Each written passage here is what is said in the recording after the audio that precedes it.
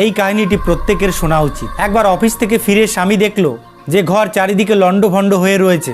বাচ্চারা বাইরে তার রাতের জামা কাপড় পরে খেলছে, তাদের খেলনা এদিক ওদিক ছড়িয়ে ছিটিয়ে রয়েছে। টেবিলে খাবার আলগা পড়ে আছে, জামা কাপড় সোফা এবং টেবিলে ছড়িয়ে ছিটিয়ে রয়েছে। ভিজা তাওয়াল বিছনায় পড়ে রয়েছে, রান্নাঘরে এঁটো বাসন পড়ে রয়েছে।